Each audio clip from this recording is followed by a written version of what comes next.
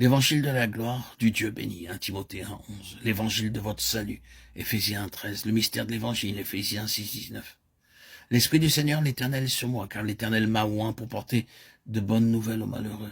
Il m'a envoyé pour guérir ceux qui ont le cœur brisé, pour proclamer aux captifs la liberté et aux prisonniers la délivrance. Ésaïe 61. On lui remis le livre du prophète Ésaïe. L'ayant déroulé, il trouva l'endroit où il était écrit « L'Esprit du Seigneur est sur moi, parce qu'il m'a oint pour annoncer une bonne nouvelle aux pauvres. Il m'a envoyé pour guérir ceux qui ont le cœur brisé, pour proclamer aux captifs la délivrance et aux aveugles le recouvrement de la vue, pour envoyer libres les opprimés, pour publier une année de grâce du Seigneur. » Alors il commença à leur dire « Aujourd'hui, cette parole de l'Écriture que vous venez d'entendre est accomplie. » Luc 4, 17, 19, 21. Et comme le jour de la Pentecôte s'accomplissait, Acte 2, 1. L'année de faveur de Dieu. Une meilleure traduction est l'année de grâce du Seigneur.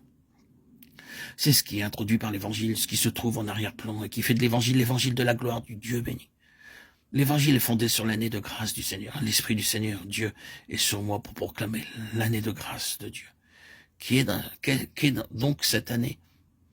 Le principe vient de l'Ancien Testament du livre du Lévitique.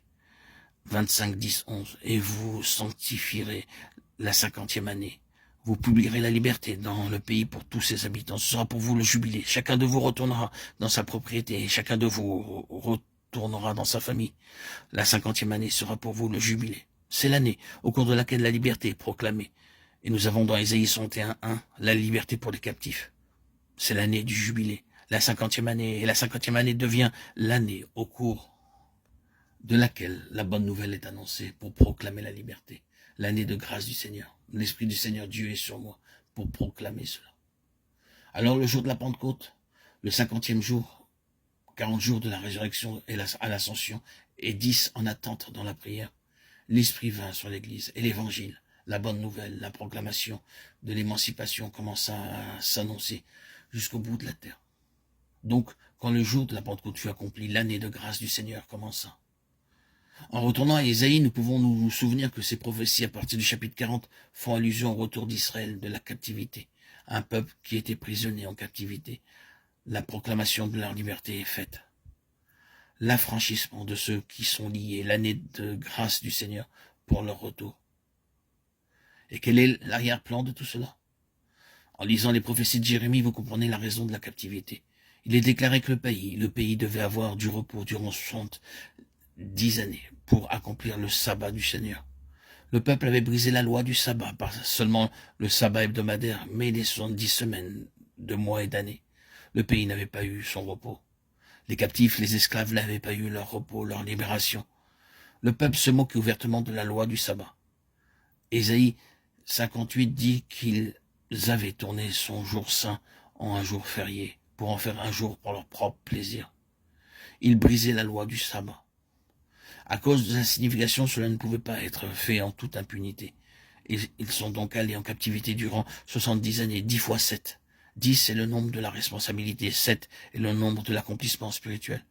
Ils étaient tenus responsables devant Dieu pour cette affaire. Jérémie leur rappelle cela bon nombre de fois, et sous la conduite du Seigneur, il leur a déclaré qu'ils devraient passer par ces 70 années de captivité. Après cette période, à la fin du livre des Chroniques, vous avez ces mots.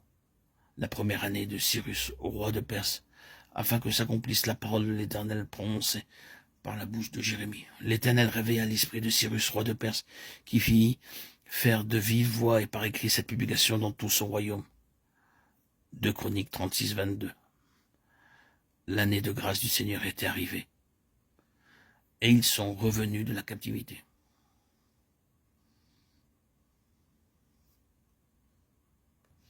Il y a ici l'histoire, il y a le symbolisme.